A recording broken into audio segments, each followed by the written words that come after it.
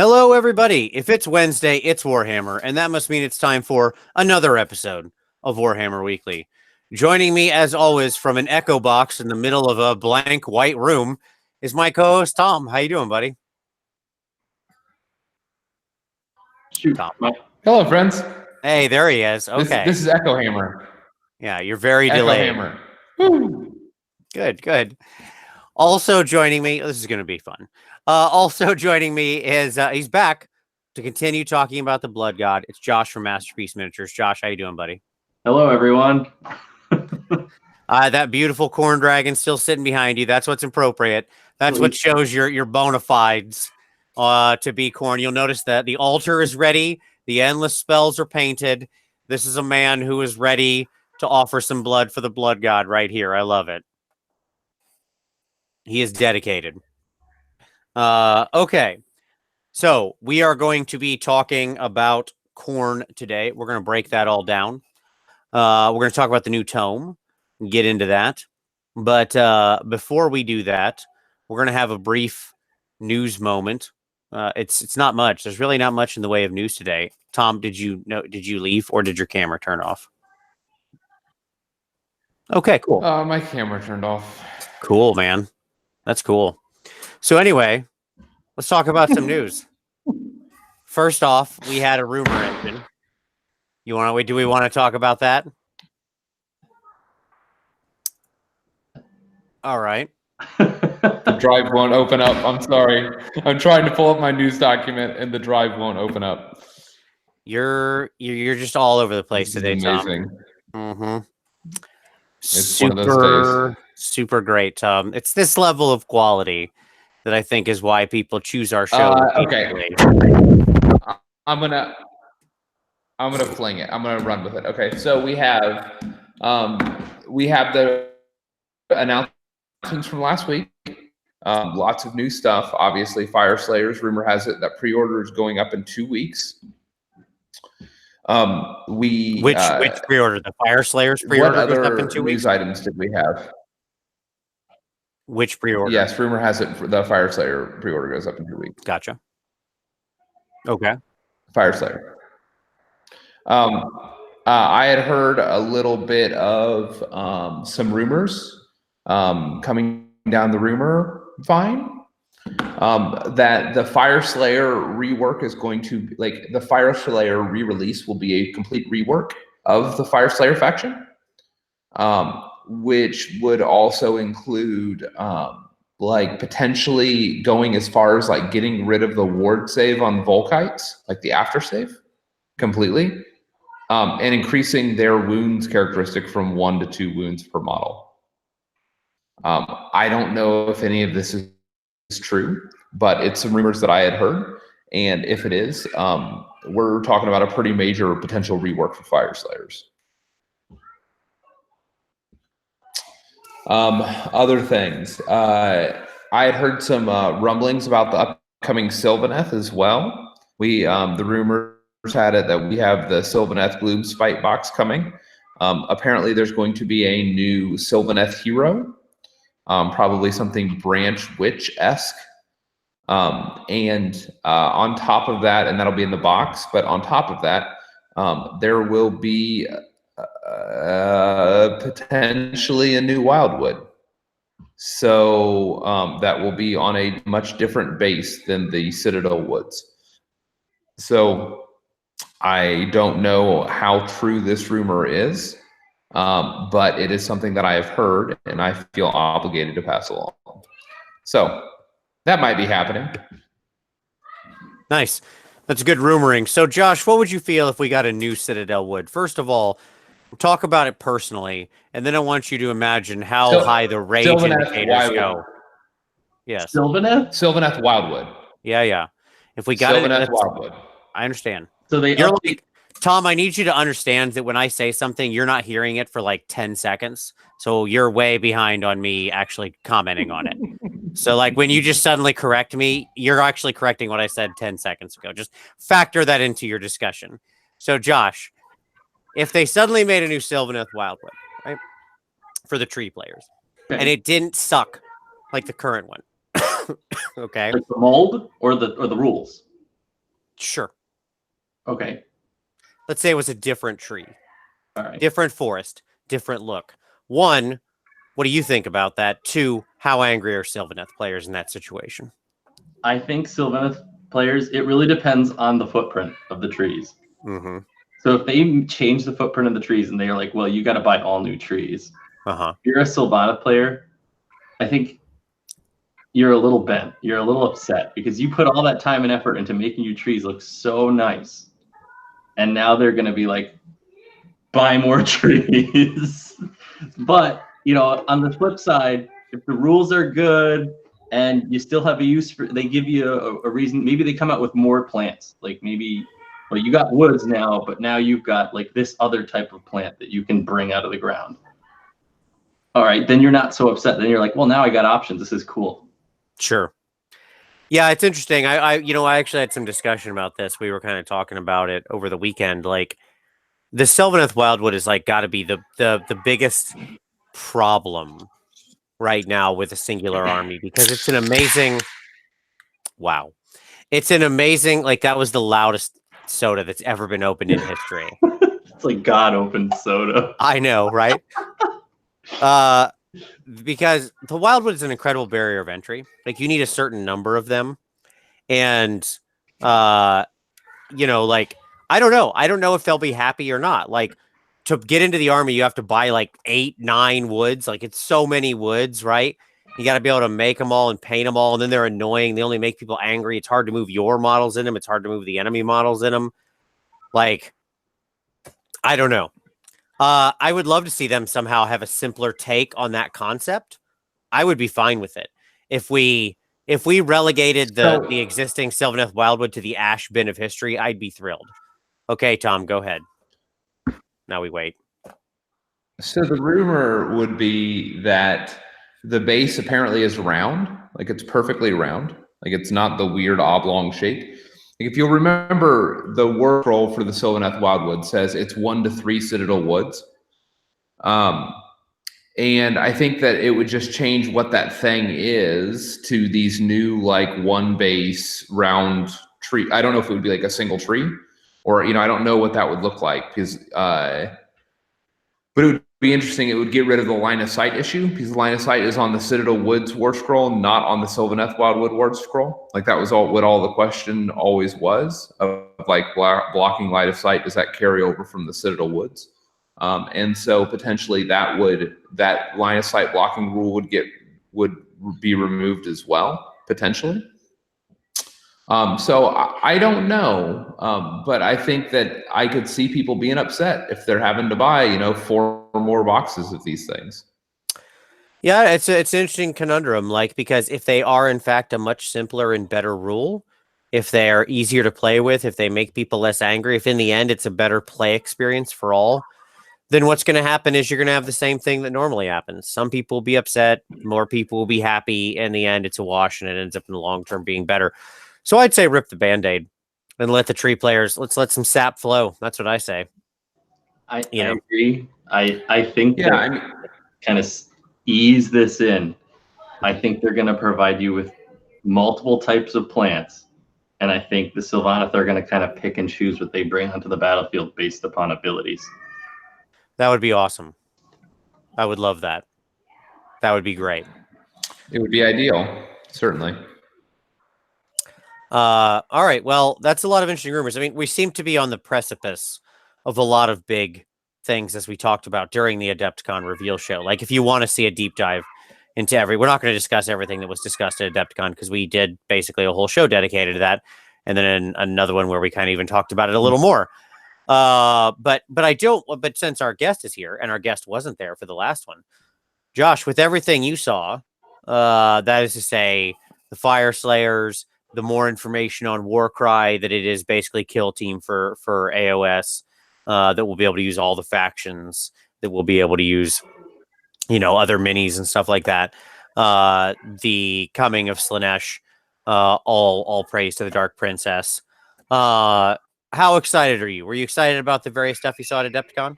So every time I see them come out with a new spell, I get happier.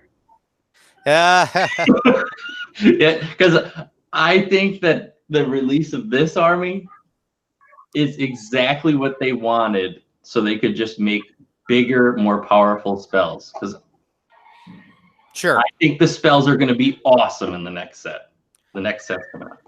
So, like, well, obviously the Fire Slayers will be an interesting, challenge for you, right? Since they'll clearly have some kind of non-spell, prayer, endless things going on as well. So that'll be fun. I imagine that'll actually be a rather fun fight of two fiery, bloody armies punching each other in the middle of the table, using their non-endless spells against each other. That'll be a fun fight. Just lots of axes swinging and stuff like that. But lots of half-naked, shirtless, muscly dudes just greasing up and having a punch up in the middle. No, that part makes me rage. Sure. I hate them. I have to hate them. Sure, I get it. But my thought is like, Khorne may end up being this backstop on spellcasting, right? In the same way that almost like Nagash is sort of a check to certain things in the meta, right? His existence makes it, like, from a competitive standpoint, keep certain things in check. Just him being there, right? As sort of this boogeyman. Mhm. And Khorne could end up being the same thing to a lot of Magic. Like, it could end up being a backstop to Magic. Like, the fact that it's there says, like, going hard Magic is always going to be a rough bet, right? Yeah, you gotta pray, because you gotta hope you don't run into the gatekeeper armor. Right. Yeah. It becomes the ultimate sort of gatekeeper for that. So yeah. By the way, Tom, we can still hear all the sound in your background. So just so we're all clear on that. You may want to, like, Sorry. it's okay. You may want to, like, just mute yourself when you're not talking. Just a thought. Whip children. Yeah. Just a thought. Just a thought there. All right. Okay. So, but all in all, Josh, you say were you excited for everything else? Did you like the look of the Slaanesh stuff? No, I love it. It all looks awesome. I can't wait to see, now that, like you said, we have this gatekeeper army for spells. What will that allow them to create? Sure. Because I think you're going to start to see some really cool stuff come out now that, like, you have this army that can keep that really powerful stuff in check. Yep.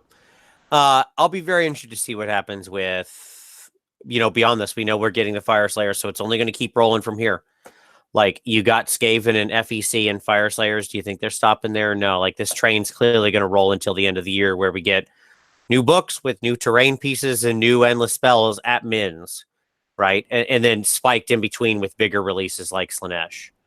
So I think the tools that I think you pronounce his name, Jarvis.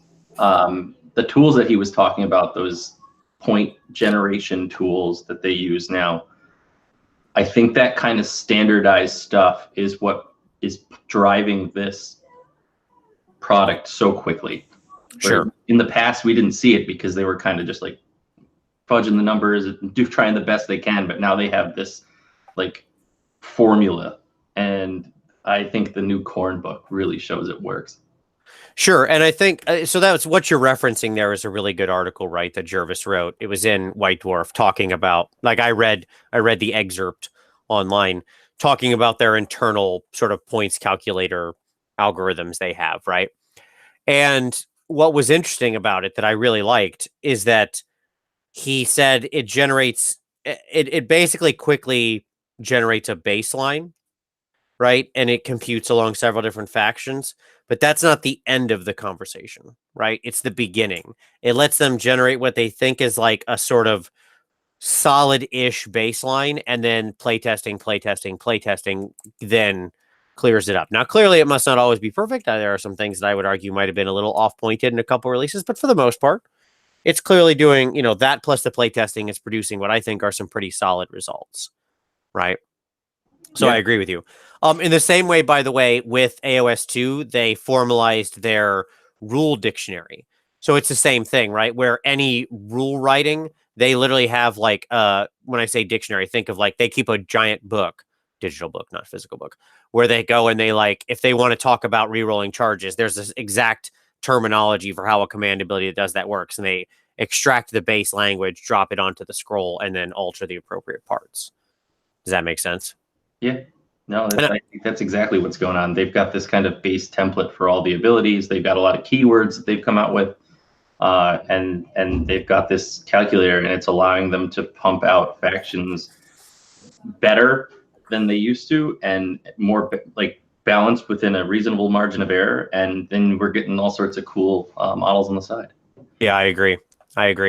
Absolutely. And let's be honest, it's what they needed. Heck yeah. Like, yeah, this is something that Vince and I had talked about a long time ago, was just the idea that they needed to standardize language, and we're here.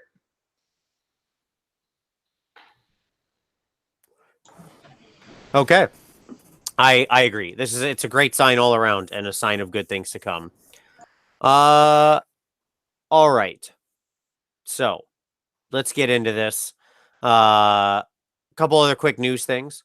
Tom, did you have anything else news-wise? I had a couple things I wanted to touch on just real fast. I mean, we have the I leaked those 2 pieces of information. We have the rumor engine, like the face. It's a stretchy. Face. It's a stretchy skin's face. Okay, could be 100 things. Yep, got it. Yeah, I'm good. That's it. Okay, cool. Then a couple quick notes from me. Don't forget. Just repeating, Dallas class, if you're interested in Dallas, April 27th, 28th, that's almost full. Couple spots left. Would love to have you come join me. We'll be doing a big old Night Titan over those 2 days. And the Warhammer Fest classes. Oh, go ahead. Okay. The Warhammer Fest classes are now online and available. So a lot of people are asking me about teaching in the UK. I'm teaching the Saturday, Sunday, Monday, Tuesday, the week before Warhammer Fest. So that's like the 4th, 5th, 6th, and 7th. In London, it's at Dark Sphere. It's like West London, I guess. And we're gonna do the large monster class, and we're gonna do painting a unit, both up to display quality. That is going to be, you can do, if you do both classes, there's like a discount for it and everything. So it's super cool. Links down in the description. We still got some space for that one. In fact, we got a lot of space for that just because we can go kind of high. The Dark Sphere is like a really big store, and they gave us a lot of space. So if you're interested, there were a lot of people who were asking me about UK classes. So get into it. If you know somebody else who might be interested, pass it along, and we'll get some people. We'll get you painting up some units and a big old monster or a demon or something to a nice high standard. Links down in the description. Okay, there's that. I said my piece. All right. We ready to move on to some pick of the week, gentlemen? We need to mention that NashCon signups went live this today. And so for that's those right. that are interested in NashCon, the signups are live. And I know that it looks like we're going to have a pretty big turnout. I saw some folks from Wisconsin and maybe the Milwaukee crew as well. I saw Detroit said they're coming down in full force. So it's going to be quite the event. And I think that I'm planning on being down there. I think Vince might be down there. It's pretty close to Nova, so I don't know if Vince is going to make it, but I'll definitely be there. I'll be there. In fact, I'm paint judging the event. So yes, I will be there. Then Vince and I will be there. There you go. Yeah, it's going to be a great time. So yeah, nashcon.org. It's that easy. NASHCON. Wait, hold on. If you're paint judging, does that mean you're not competing in painting? I'm not judging my own army, Tom, so you can do the math. Sweet. Except you shit. That was perfect with the echo. Absolutely. All right. So yeah, check it out. I will throw the link for it down in the description. Good call. So let's talk some pick of the week. So Josh, what would you like to share with everybody? What blog or video or anything would you like to share with some people? Oh my goodness. Come back to me. I have to think about it. Yeah, that's okay. I'll give you a moment to think. Tom, what do you got? What do you got for us? Hit me up. Tom. He's thinking right now. Now we have to wait. while he thinks. Okay, cool. Well, we'll give Tom some time there. I want to give a shout out. I'll go to mine. So my pick of the week. I can't wait for him to just suddenly speak up and interrupt me. Like that's just going to happen, by the way. So at any rate, my pick of the week is a really fun video that came out from our old friend Uncle Adam this last Friday, because I thought it was really inventive, and it was something it's such a simple little thing that I had never really thought of. I like painting. I paint every day. I've been in a bit of a I haven't been able to hobby as much as I wanted since I got back, because as you can probably hear, I'm still sick. I'm better. I'm doing a lot better. By tomorrow I should be hopefully back up to 80-90%, but it's been a rough couple days as I crashed out after Adepticon. But so I haven't been able to hobby as much as I want. But he talked about how he actually uses his phone to set simple alarms to like literally remind him to go down to his basement and hobby. And he sets like multiple recursive alarms that says like, hey, go hobby right now. This is the time you set aside. It's like he pre-plans to do it and then actually sets an alarm to go do it. And I really liked this idea of almost like setting up a schedule and then forcing yourself to do it with your phone, like literally alarming yourself into it, just like waking up. So I thought this was a pretty cool concept. So I'll link the video down where he talks about it. It's real simple, but I thought, hey, for people who have a problem, maybe you're playing video games and I should have hobbied, or maybe doing something else. This can be a great way to just be like, oh, hey, yeah, I said I was going to go hobby tonight. Let me go get my 30 minutes or my hour in a hobby or whatever. So I thought it was a cool idea. All right. Are we still missing Tom, or is Tom back? Well, I can give Tom some time. All right. You go ahead, Josh. What do you got? If you haven't checked out Luke Towan, and I think he's from Australia, but he makes all sorts of diorama, scenery stuff. But he's excellent, and he's got a nice accent. He's got nice music. It's like Bob Ross of scenery construction. But definitely check him out. I'm using a lot of his videos to help me build my terrain for. I also play Star Wars Legion, so I'm building this giant cantina, and nice. That's next on my list, and I'm using a lot of his videos to do that. So definitely check out. It's Luke Towan. Hit me with a link, and I will share it down in the description. That sounds super cool. I dig that.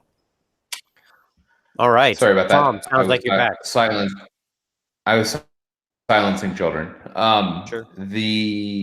I want to promote my doubles partner, Rob Symes, on a 4-gamer Rob Symes. He did a interview with Sam Gould, who won the AOS championship this last weekend at Adepticon with Seraphon. And so he has a fun kind of interview, kind of interchange with Sam. And I wanted to encourage everybody to check that out. It's just a short, probably 10-12 minute video where he kind of talks about talks about his experience, talks about how he's playing Seraphon, and just kind of reflecting on them in the current state of things. So I would highly encourage folks to check it out. Very nice. No, I do love that Seraphon won Adepticon. So like a near 200 person tournament was won by the Lizards. Fought through some tough matches. That was no cakewalk. There was no nothing like that. He went through tough opponents. So that's great. This might be my favorite thing that's happened in a long time. And that's a great player right there. So yeah, absolutely. I'll link that interview because it's a good interview. The guy also couldn't be like more humble. So it's always very nice to see. All right, let's talk about some hobby time. So Josh, your big dragon's done. That's what you were working on last time you were here, right? He was getting finished up. But Yeah. By the way, there was a guy who went 4-1 and only lost in the last round at Adepticon using the big dragon. Like he won his first 4 and then lost in round 5. I don't know how. 4-1 with the big dog. Yep. I don't know how he did it. I hear these people win like 4-1, whatever, and like almost all of the objectives are based on body count, and I'm just like, how the heck did this guy do it? I don't know. It can't be luck. It's like that's Those are pretty good stats for The him. dragon. It's The it's dragon living the. ate a lot of bodies. I guess so. Yeah, that's the solution. You can either add bodies to the objective or subtract them from the objective, right? Yeah, and it wasn't the new battle tome, so there wasn't any of that stuff going for him. I don't know what these guys are doing to hit 4 and 1 with the dragon. That's impressive. It really is. So what's been on your hobby table now? Obviously, you got all the altar, you got the endless spells done, or endless the judgments, I should say. Sorry. So the next thing, I brought my skull cannons to just above tabletop quality, so I could play in a tournament with them last weekend, and I'm pushing them to the max, but I probably spent around 60 hours in the last 2 weeks just painting all the judgments, getting my skull cannons from gray plastic to above tabletop quality, and painting the altar, just so I will have painted models at this event, because I don't care if it's detrimental to my army. I will not play with unpainted models, even if the tournament says I can. I'm with you 100% on that. Yes, that's a hard rule. Absolutely. It's about personal pride on that one. Yes. Yeah. So yeah, currently on the table, it's 3 skull cannons doing all the little extra highlights and details, so that way they, match the level of quality in the rest of my army. Nice. Now, how many? The next, and we're going to talk about skull cannons tonight. That's going to come up. But how many skull cannons you rocking for this test army you're taking out? So I think the good number right now is enough to threaten your opponent so that they come to you. It's not about just blowing them off the map with skull cannons, because they're actually not very points efficient, but they do one thing well, and it's draw your opponent towards you. Yeah. Right now, it's anywhere between 2 and 3 total. Okay. Not an absurd amount, just enough to get your opponent to come to you. Sure. Have you been using those as a singular unit, or are you just taking them as individuals? Well, I use them as a singular unit, but only because when you attack with them in combat, it doesn't matter how many of them get into combat. They all can shoot. Right. The rules in the word scroll. So they're huge bases, and it's so hard to get all 3 into combat. Usually you're going to get 1 or 2, depending on what the battlefield looks like. But even if you get 1 or 2, chances are you're fighting some kind of battle line unit. You're going to get 1 kill, and then you're going to get 6 D3 or 6 D6 damage shots into that battle line unit. Yeah, which is and that's, we're going to talk about it when we unpack skull cannons, but it's one of my favorite things. And I like them as a unit too, for that reason. For you hit on exactly the thing I love is these guys, backed up by any of the things that might add to their attack, or Wrathmongers, whatever. And them going into combat. Yeah, you're exactly right. Like, one of them bites the head off of, some schmojo battle line guy. And then all of a sudden 6 cannon shots fire off from the unit, just like bang, bang, bang, bang, bang, bang, bang. To be honest, it usually doesn't kill the unit, but it's enough to force battle shock or whatever. I don't know. It's definitely a good unit now, but I don't think you want to run more than 3. You could, to be silly and maybe get some baby rage out of people, but it's only going to work real well against very specific lists. Right. Okay. So no, that's fun. All right. So that's good. Hey, I'll be interested to hear how that goes. Let's see if Tom is still around. Tom, you're obviously not at home. Have you hobbied on anything since you got back? I put together 3 Grimghast Reapers today. All right. That's hobby. So what you're saying is you're pivoting to your ghosts. Is it ghost time? I am. It is ghost time. I'm going to face roll my son in his Stormcast. So well, we can all cue the original Ghostbusters music then, because that's what's appropriate here. I'm I got to get him ready for that young bloods event, and so it's how we train him around here. Sure, we make him lose a whole lot, and badly, and they'll hopefully learn from their mistakes or quit. It's a good plan. Beating up 8-year-olds is generally a positive thing. Yeah, sure. In Warhammer, not in real life. Don't do that. All right. For myself, like I said, I've been in a bit of a slump, so I haven't been able to really hobby as much. But I've tried to make good use of the time. It's all had to be low impact stuff because I can't really focus right now. My brain is a cloudy mess of foggy medicinal nonsense, which makes it hard to paint miniatures where you need to kind of focus. Especially as what I need to do is paint for a bunch of competition stuff. So I just finished up things that were simple. Like I finished up some of my Skaven endless spells. Those were sitting around. So I was like, oh, cool. I can just knock these out real quick. So I got like my rat trap done. So now I can annoy people with that, those kinds of things. I did the bell as well, but I didn't do the just because I like the bell. So, but I actually left it not on its base because I'm going to use it for some other conversion later. Because I think the bell is actually not good. The Vermintide, even though I like it and think it's quite good, I decided not to build it. I like it too much to like just keep it separate. And it's going to be just it's going to end up being a basing element for some other thing or several other things because it's just swarms of giant rats on rocks. And I was like, nah, I like this too much. It's just basing. So it's just going to end up becoming basing for something. And that's fine. I just don't have that spell. That's okay. My life goes on. I'd rather have the cool model later.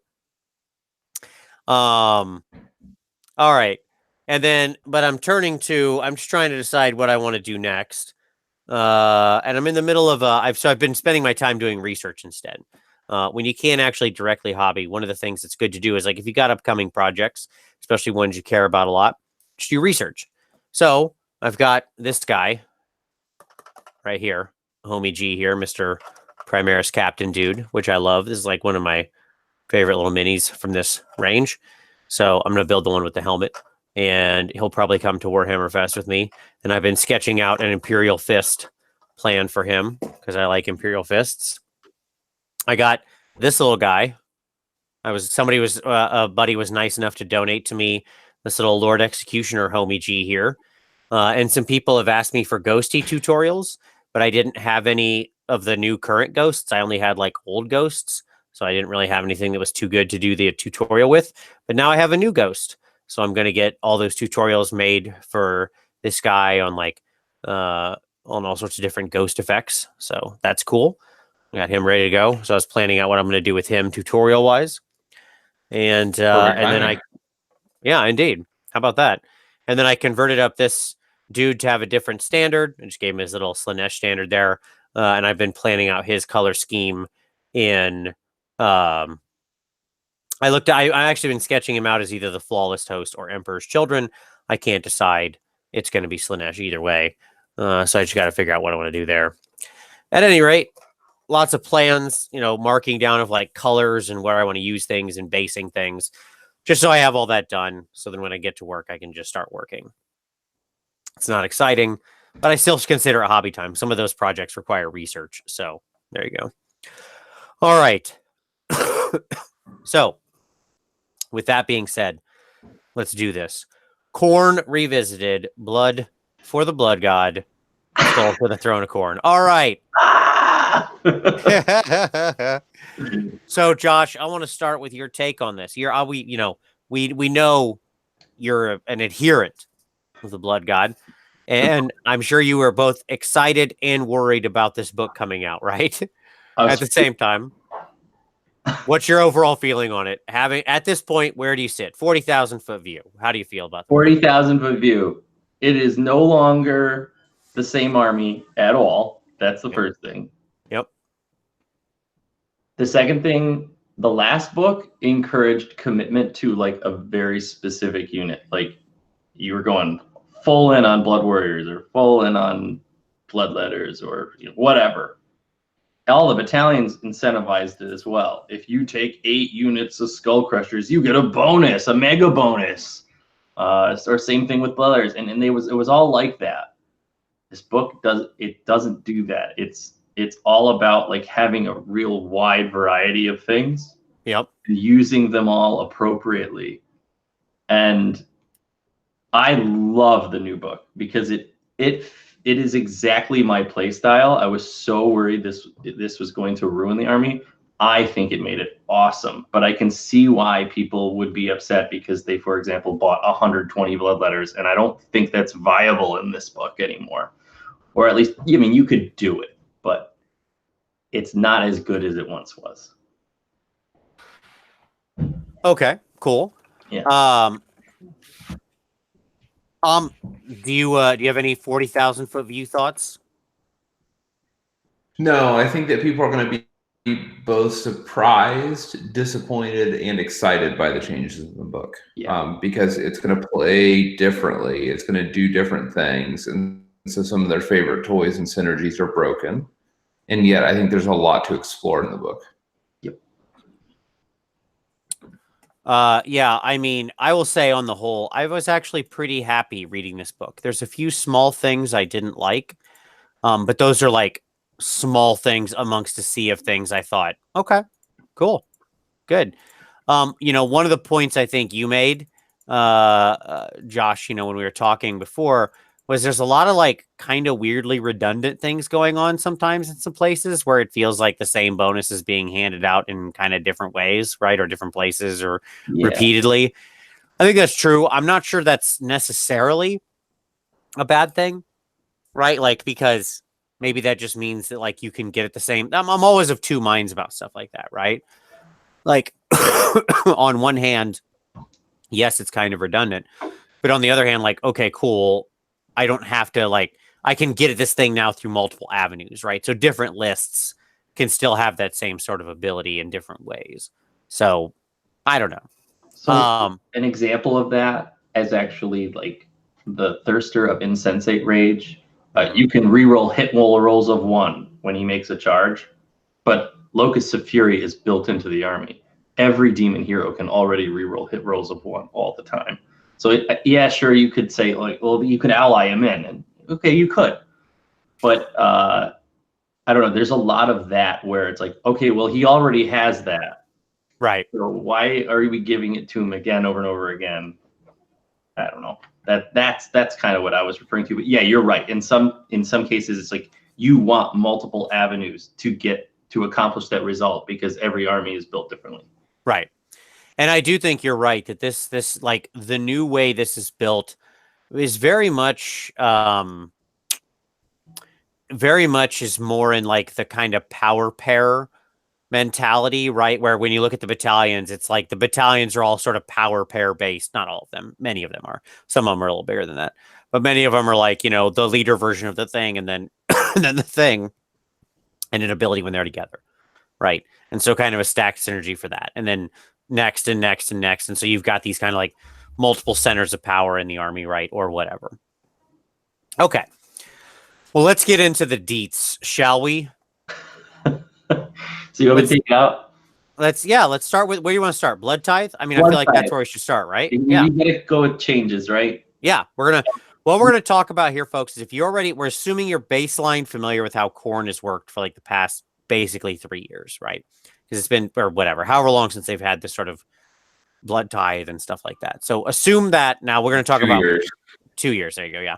What do they look like now? Okay, go ahead. So no maximum points for Blood Tithes now, but that doesn't matter because every time you expend Blood Tithe now, they just disappear. So they, including summoning, they always dot. Yeah. Get rid of things, cut the fat, get rid of rules that are irrelevant. So I like that change. You use them still at the start of the hero phases. Your opponent's yours. You always expend all of them.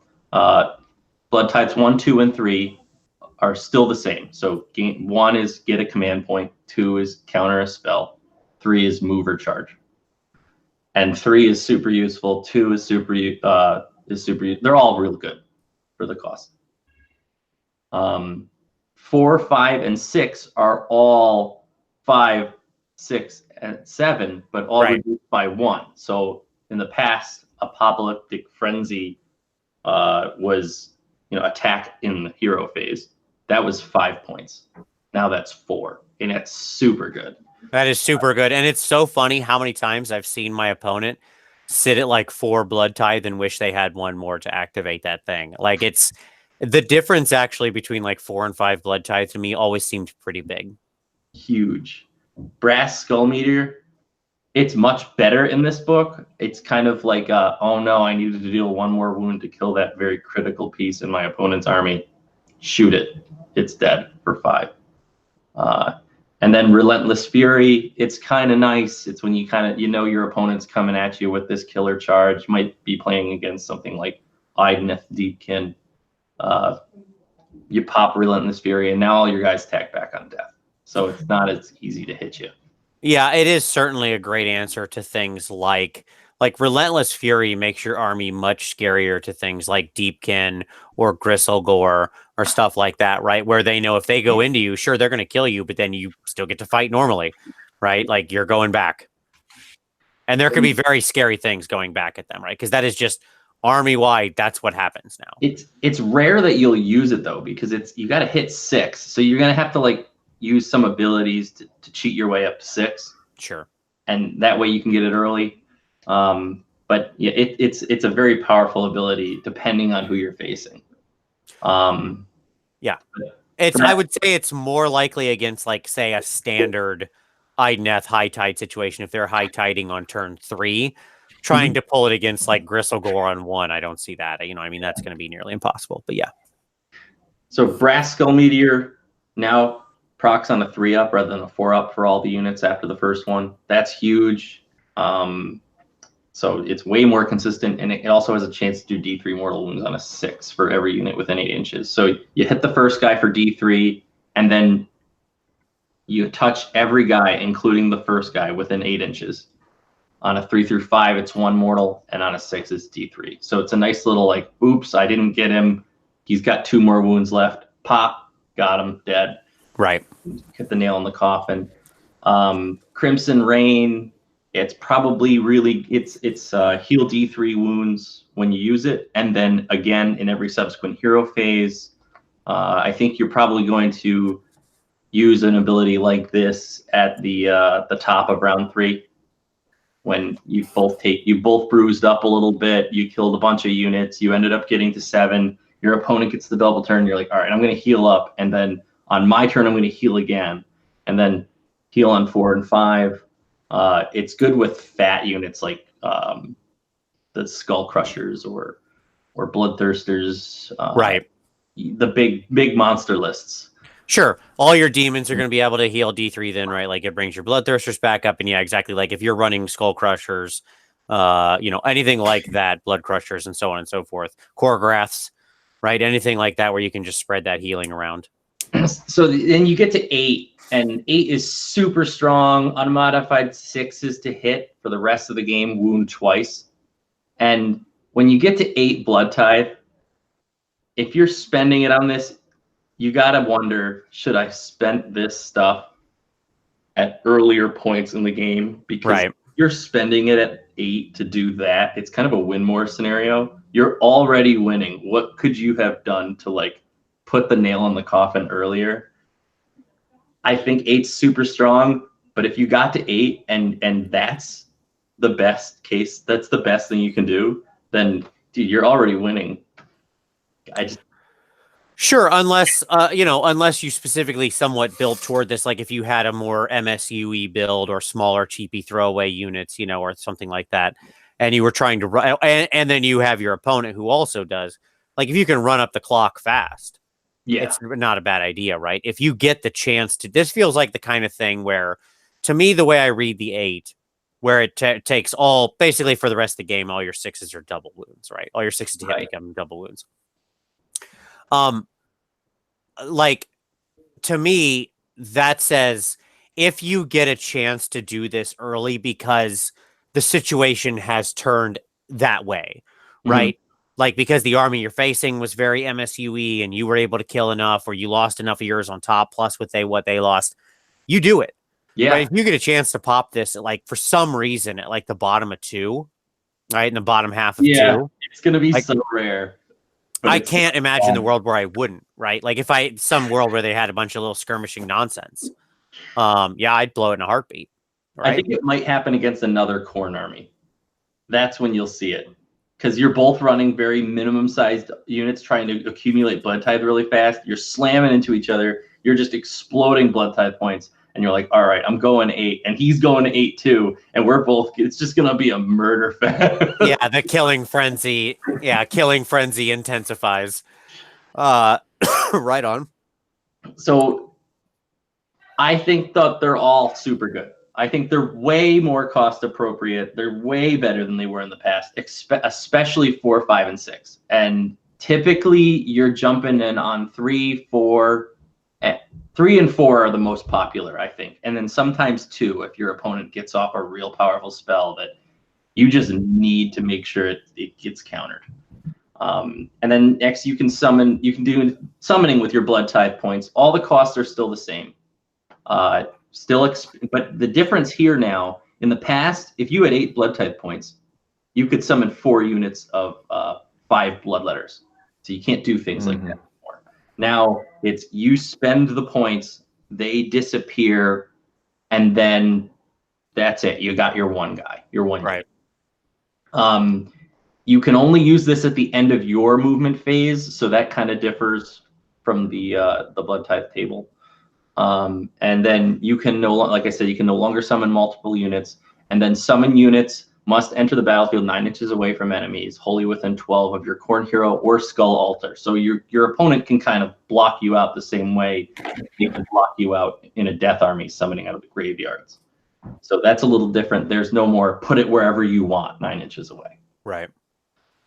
And I think that the summoning is good. It's a nice option, but I actually think the other table is better. It's very rare that I'm like, oh my god, I need to summon this unit or I lose. It's more, I find that more often than not, it's I need to move that unit over here or I lose. So spend the 3 blood tithe points in your opponent's hero phase to like gun it, or I need to attack right away with this mega bloodthirster instead of summoning a skull cannon. Sure. Yeah. No, I agree.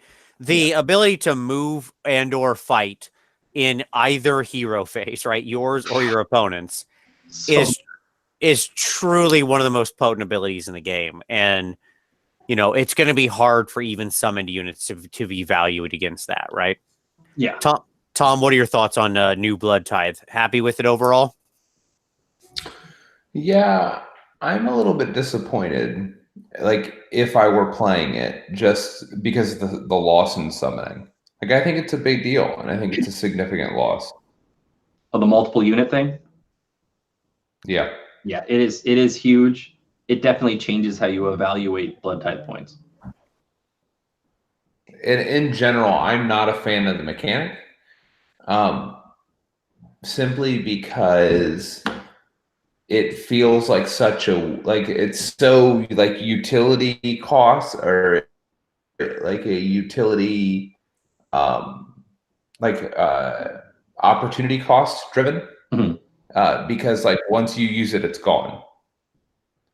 And as a mechanic, I really struggle with that when I compare it to things like the Tzeentch summoning, for example, where like there's no lost points in the midst of that. Where here, like arguably, it's a lot harder to get these points because you're losing entire units. People are losing entire units to get this. You know, there is truly a limited number of these points in the game, right? And it's easy to basically lose points because you suddenly need to unbind a spell. Like you need to auto unbind a spell. And let's say you'd build up to 6. Well, if you need to get rid of that spell, you need to get rid of that spell. Right. Where you look at something like Tzeentch, like not only is that resource more bountiful, but there's never any lost points. There's never loss there. And so that's just I think it felt like they made it even more stringent rather than less stringent with how the blood tithe is being spent. Yeah, I don't know. I feel like the cost savings, like moving those 3 down was really big, that moving them down 1 piece, making the 2 big ones effectively like, game long effects once you punch them once, like once you punch the button once. And really, I think I've always loved this. Like, this has always been my favorite allegiance ability, to be honest. Because Well, it shares a lot with depravity, with the Slanesh ability that I like for the same reason, in that you still get something from dying, right?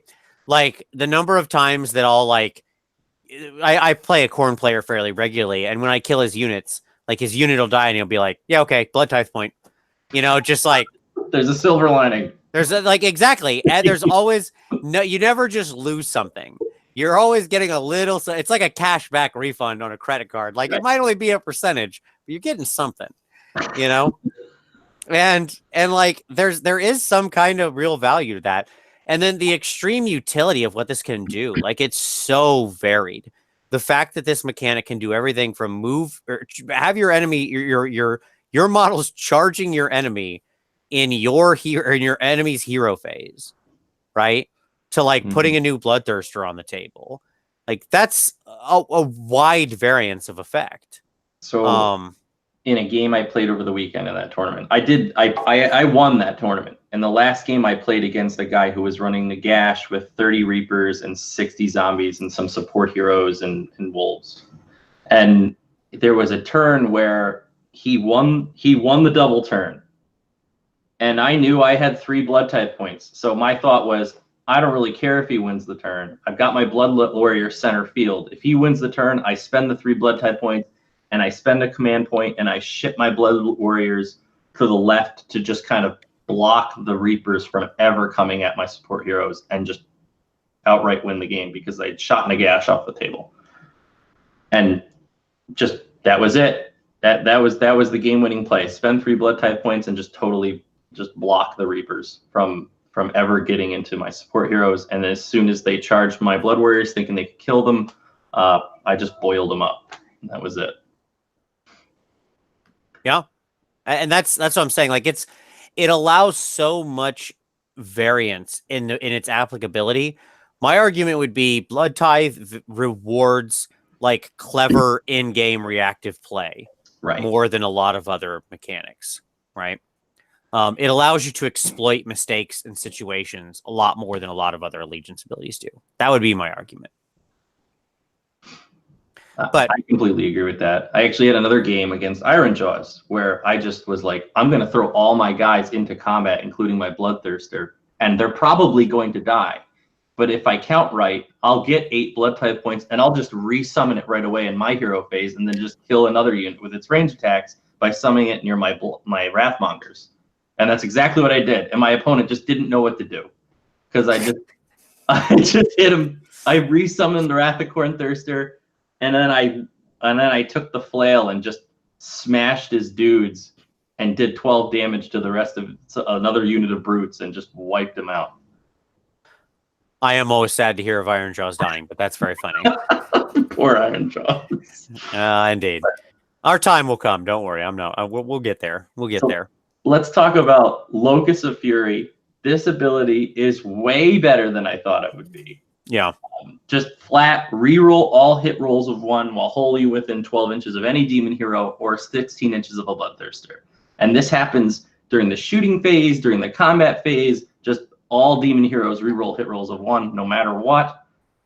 And it creates a lot of weirdly redundant scenarios like we were talking about earlier. But yeah, we should say this is only for Khorne demon units. Yes. You didn't mention that, but that's really relevant. So like the standard easy way to think about this is obviously like if you have a group of bloodletters and they're near, a herald or whatever, if they're wholly within 12 of him, then they get to reroll their hit rolls of 1. That's the simple explanation how to think about it. But go ahead, because you were talking about exactly this plays out in a lot of different ways. But it extends to skull cannons, it extends to blood crushers, it extends to the flesh hounds. Like everything just rerolls hit rolls of 1, and it's super strong, and it makes all your guys just way more consistent. So that I think Locus of Fury is just an amazing allegiance ability after playing.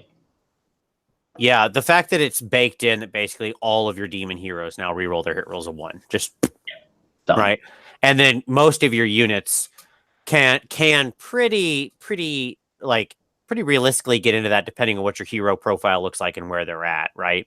Depending on what the unit is. Like, sure, a big blob of bloodletters might have a problem being wholly within 12 or something, but maybe not wholly within 16, and certainly things like Blood Crushers would make it a lot easier, right? Even 3 or 6 of them will fit a lot more easily. Stuff like that's easier to maneuver. So yeah. I was actually pleasantly surprised. 16 on mobile, like with the old Blood Secretor who was stuck in place. We're all used to that, and it's really hard to fit units wholly within 16 of a unit that's stuck in place. Same like the altar. It's it's restrictive. The 8-inch bubble on the altar, Right? Wholly within 8 inches for the Slaughter Priests. But like these mobile auras, it's plenty of room. The Blood Secretor is just fine. I was worried at first, like 16 inches, that's nothing. But when he's sprinting up the field with like a banner artifact or whatever, oh yeah, it's what, 32 inches diameter. Like, that's huge. You're going to get there. You'll be fine. Yep. So let's jump in. You know what? Let's talk about the slaughter hosts, and then I want to talk about the slaughter hosts, the altar, and the judgments, right? Because these are like the truly new, completely new things, right? Right. So let's start with the slaughter hosts, and quick. I want to do a quick aside here. These are very much like the when we talked about FEC, right? And we talked about the Grand Courts and how, like, in taking it, you're overriding some stuff. It's a lot of the same here, right? When you take these slaughter hosts, you're like, okay, I'm not gonna, unless I have a battalion, this is my artifact, and sets my command trait, so it makes all the tables of command traits irrelevant, right? Immediately, that kind of stuff. Which can be like whatever, depending on some of these command traits are totally worth it, some whatever. But yeah, these are effectively your factions. A few of the characters in here already have a slaughter host set. Mm-hmm. So like Korgus Call is part of the Gore-Tide, right? But most things in your army are obviously generic and will just absorb this keyword. Let me just let's start like this. What do you like? What's your favorite one? I think the best one is but let me preface this by saying they're all great. They're all great and they all have uses. But the Bloodlords, I think, is the best one. And it's mostly because the Bloodlords, every single aspect of that slaughter host is just great all the time. Except for maybe the command ability, but even that is useful, and I've had uses for it. So you can reroll all wound rolls of 1 for attacks made by Bloodlord demon units that target a hero or monster. That's huge. There's not many ways to get like rerolls of 1 for wounds in this army without spending command points or having an artifact or whatever. And this is just built into the slaughter host. So like, for example, you could take your skull cannons or your thirsters, and this is on range attacks, on melee attacks, whatever. Now we're rerolling hit rolls and wound rolls of 1 anytime we target heroes. Right. Or monsters. So, things like Flesh Eater Courts, I mean, on average, you will kill a dragon per ranged combat. What do they call it now? Missile? I don't know why. Per activation. Sure. I get it. The shooting phase. Yeah. But you will kill 1 per shooting phase with in this slaughter host. That ability alone is amazing. The command ability to heal your Bloodlord demon units, heal everybody 1 for 1 command point. It's okay. It's decent. Sometimes you want to do it just to get up that profile. It is the weak sauce of this particular thing, right? No doubt. But the add 4 to move characteristic and reroll charges for your general is absurd. I was taking the Wrath of Khorne Thirster with this and just move it forward 14 inches with the Wrathmongers right behind it. Spend a command point so they get to run 6. Fire Breath twice. Chain Whip your mega hero behind him for 6 damage each. And I just hit a Vampire Lord on Zombie Dragon for 12 damage in round 2. And the guy he was like, oh my God, I don't even know what to do. And then roll a charge, get in there, and just start killing zombies or whatever. that 4 inches with the reroll charges is so good. And in addition, the artifact just ties right into it. So your opponent's always going to lose stuff when they attack into this thing because it always attacks first. And so you throw it into whatever unit you want, it attacks, they probably don't kill it, and on their turn it gets to attack again. So you get repeated value, and it's just super strong whether you're going first or going second. Yeah, the obviously that's the powerhouse punch, right? So the powerhouse punch of this thing, just let's really get into this, because this has other. We want to go ahead and explore this little rabbit hole we're about to go down, right? So in Bloodlords, you have this artifact, you have the Halo of Blood. And yes, your bearer fights the start of the combat phase before players pick any other units to fight in that combat phase. The bearer cannot fight again. Basically, he gets the Gristlegore general ability, right, through his artifact, right? Okay, cool. So you're going to have a Bloodthirster that always fights the start. Now, obviously, if he's up against, like, Idneth or Gristlegore or somebody else with this sort of ability, then it matters whose turn it is, right? That's what it becomes, like, because if it's your turn, you get to fight first. If it's their turn, they get to fight first because their start, their, whatever, right? That's how it determines who gets to activate the start first. Shall we then, Josh? Now, shall we then go ahead and have a quick discussion? Should we let's wander a tad off topic here. Yeah. Because I feel it would be inappropriate if we did not then immediately go talk about the Tyrants of Blood. Right? Yeah. Okay. So the Tyrants of Blood is a battalion consisting of 3 to 8 Bloodthirsters. Quite a lot of Bloodthirsters, obviously. 8 you're not going to have in a standard match play army, but clearly you could have 3, the minimum necessary for this battalion. No issue there at all, obviously. And the Tyrants of Blood is 140 points. So, not the cheapest battalion, but also not the most expensive, right? It's pretty reasonable. And I'll just go ahead and read the rules out here real quick for everybody.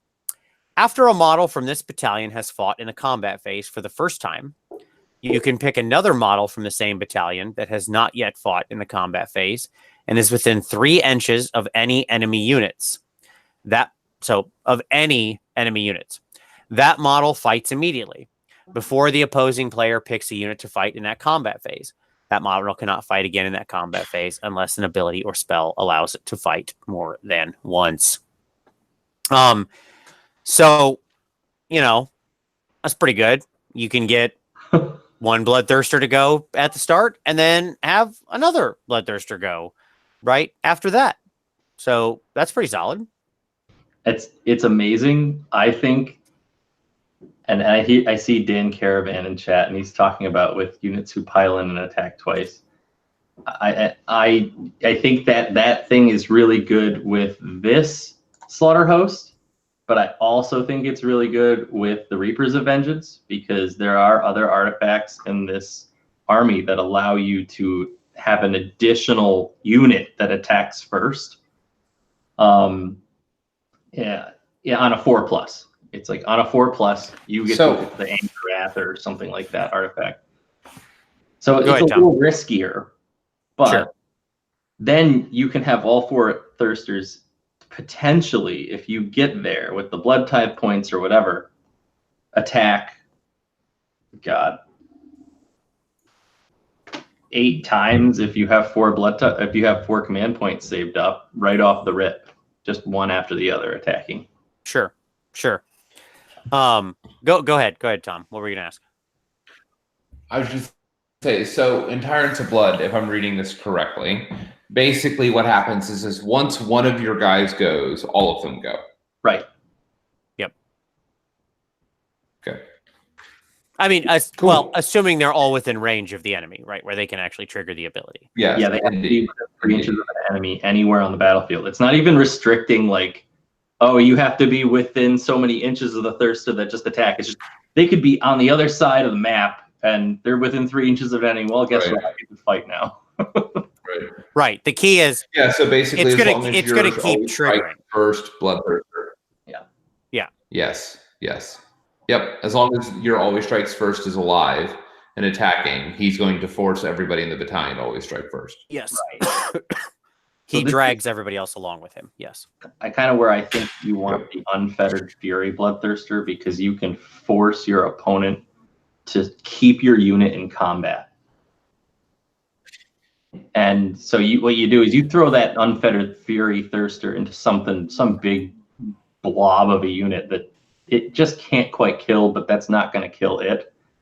And you smash that unit with your Unfettered Fury Bloodthirster, and you charge your Bloodthirster somewhere else. And he can't retreat that other unit unless he's got some weird mechanic that lets him do it outside the movement phase. Right. And then you just keep hitting with your Unfettered Fury Thirster first, and then the other 3 get to go. Yep. Yeah. Yeah, it's scary. Now, I mean, obviously, it's not the cheapest of things, and it does rely on Bloodthirsters, who are not like the toughest of models in the world, right? That is to say, they are still, I would say, somewhat glass cannon-y, right? We're talking about 14 wound dudes on a 4-up save, and that's basically that. Like, that is their defensive profile. So certainly they go down if hit, which I've always liked, by the way. I feel like this is, I feel like Bloodthirsters in a lot of ways in this book can be very, very scary. But at the same time, like, okay, still, like, they're still very answerable, right? Because they're in the end just dudes who you can stab to death. Yeah. So, which I enjoy. Yeah, you're right. The list is kind of like a low wound count list, so you're really counting on that heavy strike to kind of bring your opponent down to your level. Right. Yeah. Because realistically, 1,000 to 1,200 points, your army, let's call it in that range with the battalion, right? Is basically in 56 wounds. Yep. Right? Yeah. Oh yeah. Yeah. 4 models and 56 wounds. Yeah. So, that's not a lot. It's not a lot of wounds. It's not a lot of wounds per point ratio. But they're very destructive, no doubt about it. Especially when you look at all the other things we just talked about, right? The fact that they're all re-rolling ones all the time. The fact that you can stop all this stuff, that they can punch first, all these things. Yep. Yeah. And they can heal. So if you have command points, if you're running Bloodlords, all right, so you did some damage to me, and all your guys are spread out amongst my wall of Thirsters, and they can't really hit it effectively.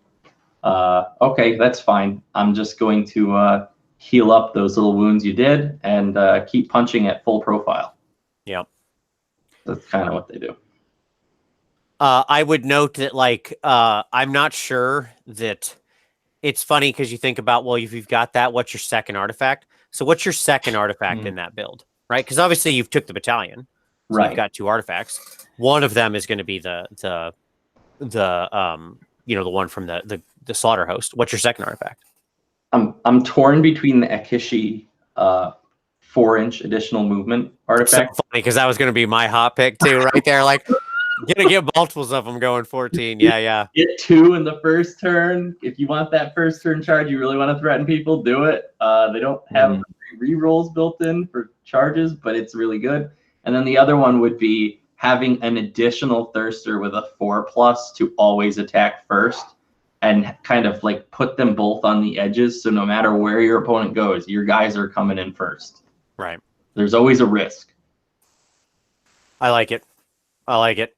Yeah, there's a lot of interesting artifacts we'll talk about as we get into that stuff. Tom, any thoughts on the slaughter hosts? To me, the weak one is the Skull Fiend tribe, by the way. You say they're all good. I look at the Skull Fiend tribe and I'm like, yeah, but are they? So yeah, it's funny that you say that, because I may or may not have been whipping up 1K Skull Fiend lists. Walk me through what you're doing with Skull Fiend. What's your Skull Fiend plan here, Tom? I just want to put Korgoraths on the table and hit things. Yep, the Korgoraths are so strong. That's my answer. I want to hit things with Korgoraths. They're so strong in that army, or with that slaughter host. Rerolling all the things, you just run like a counter charge Korgorath list, right? And you keep them all within 10 inches, and you're just like, okay, come at me. You just gotta have something. And if you put them in Skull Take, they're at 3 damage. Yeah, really good. Because they're +1 damage in Skull Take, and they're rerolling all the things at +1 damage. So at like 3 damage, and I'm like, that looks like a lot of fun. And they're Korgoraths. So sure. I guess I've just always I've never rated Korgoraths. I know people have talked them up many times, and like I get it. Like I get what you're saying. I get the thing in Skull Take. Sure. Okay. That's fine. Sure. Yep. Plus damage. Reroll. Like you'd think +1 to damage and reroll all hits and wounds, and I would start getting excited for this model. Right? Like that's an insane amount of bonuses we just talked about. And that's like totally doable. You're right. Like you're completely right.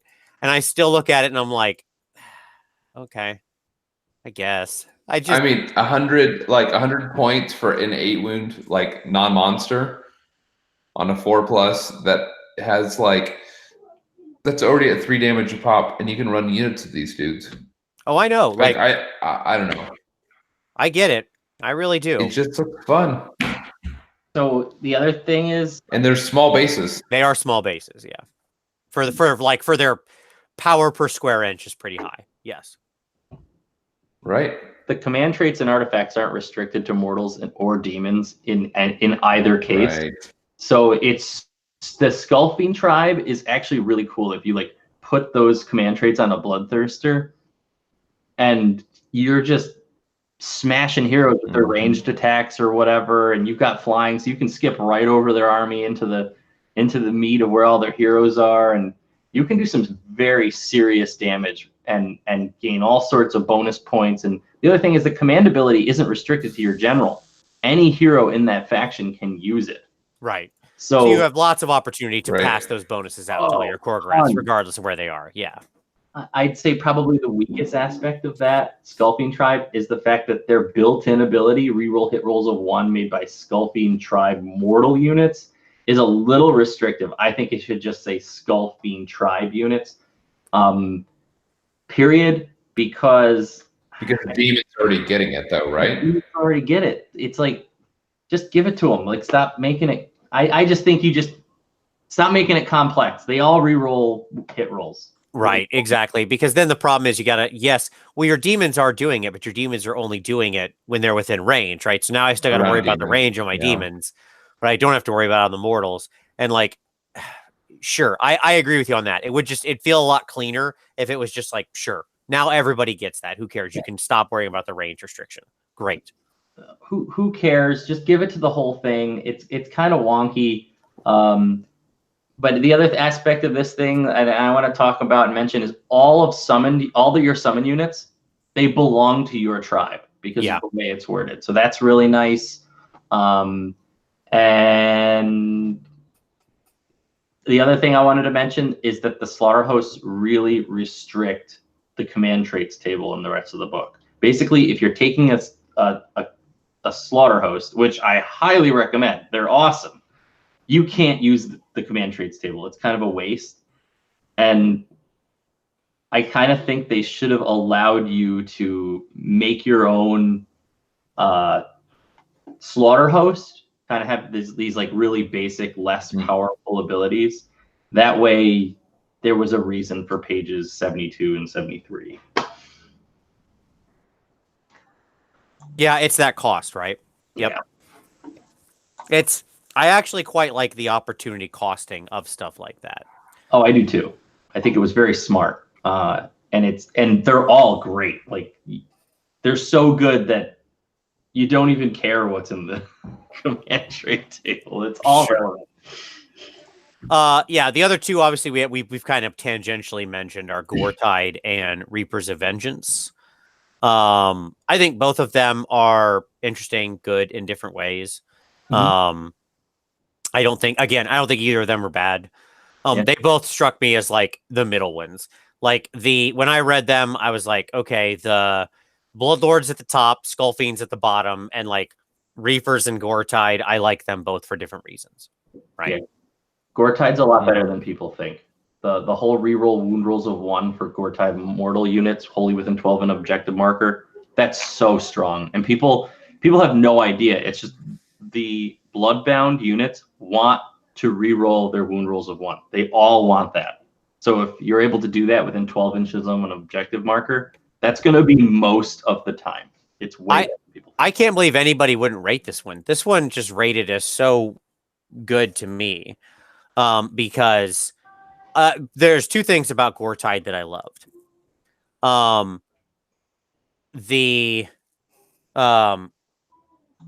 The first is, I agree with you.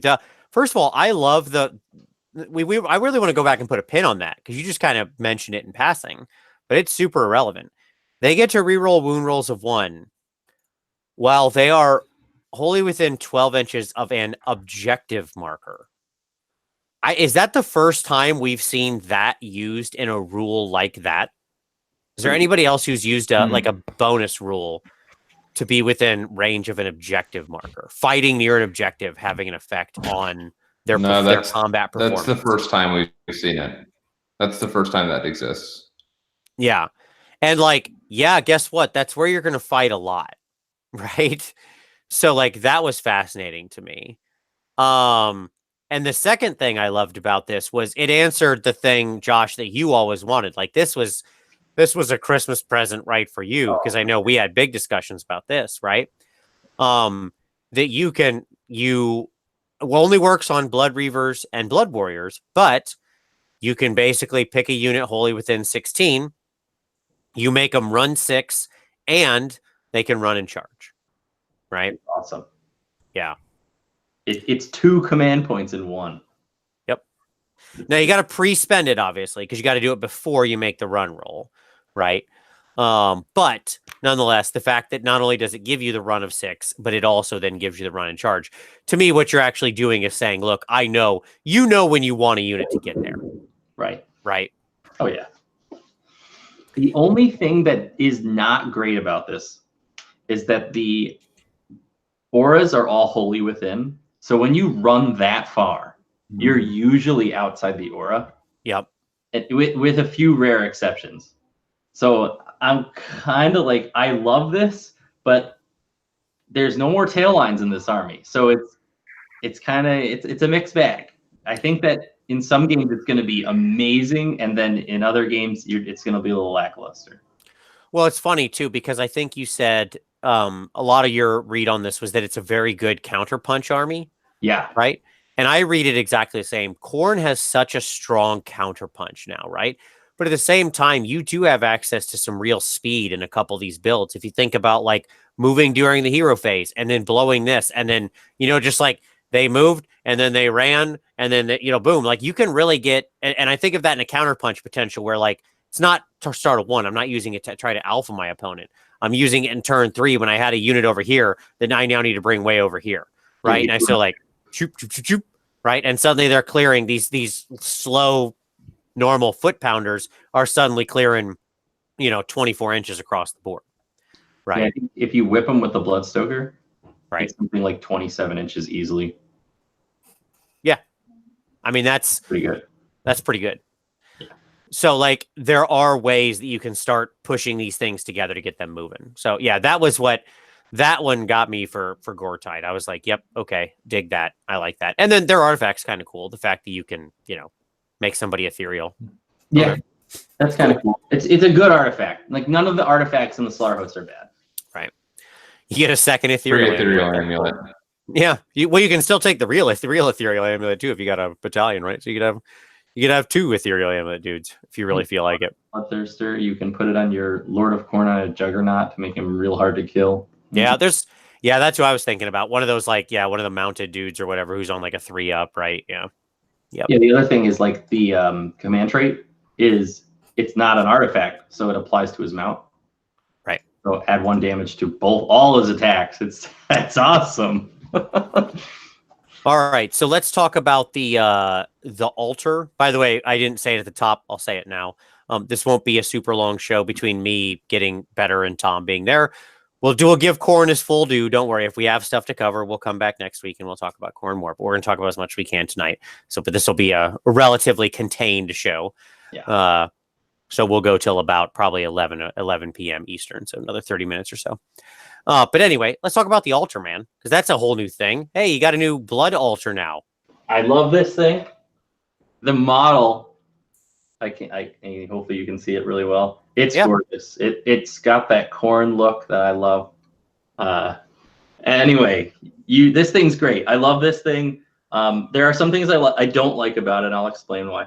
But you set it up after territories have been chosen, and you set it up in your territory. So you're not like restricted into your deployment, which is really great because sometimes, like in those 18-inch deployment scenarios, you can kind of place the artifact in a place where, or sorry, the altar in a place where like they want to stick their wizards, but they can't, or they can, but they don't want the -1 to their casting, and it creates some fun scenarios. It blocks line of sight, which is really sweet, so you can hide behind it. So if there's not enough like line of sight blocking terrain, you can stuff the old altar in front of them. And then of course it makes your slaughter priest just reroll all the things, and then as a bonus, war shrines reroll all the things as well. So and that's only with they're wholly within 8. So that's a little restrictive. So you just want to be careful with placement on the altar. But overall, amazing. The thing is just bonkers. It's so good. Yeah, Tom, what do you think about the altar? What's your thoughts on this bad boy? It seems like basically they took how awesome the Blood Secretor was, and they're like, yeah, let's spread out some of that awesomeness into the altar. I'm thinking mainly about the rerollable prayers. Yeah, because Gore Pilgrims, yeah. But I mean, like, I have 2 thoughts on it. Okay. One, I love free cover. Sure. And that's what this is. It's like, hey, you want cover? You want a 3-up save? You want a 2-up save? Done. You want to break line of sight? Done. Like, sure, you get it. Congratulations. It's in your territory. You get this this free benning. I just like, it makes sense that they would set up these altars wherever they went, Cornwood. Sure. But like, man, they have to have like a civil like engineering guild of Khorne constructionists, so that as soon as they get to the battlefield, they're like, "Get to it, boys!" and they start building because sure. I mean, they're well made. Like, this is not like a ramshackle shrine here. No, this is like an iron throne. Yeah, when I get mine, because I mean, like, I will need to pick this up eventually for my Khorne army. I didn't pick it up yet because I was too focused on Scave and stuff and everything else. But I'll eventually pick this bad boy up. I like it. I do want to pick up a couple more Bloodthirsters too. Like, I got a lot of things. Whatever, we'll get there. We'll get there. When I do it, I'm gonna put little wheels on the side of it. Okay, just like I'm gonna lift it up about like we're gonna jack it up a little, and then I'm gonna put like some little wheels on the side of it. I got little extra spiky wheels from all sorts of kits, and that way it's more like they roll it out, right? It's not like I'll put little posts on the front where clearly they had some hellish steeds drag it onto the battlefield. Okay, cool.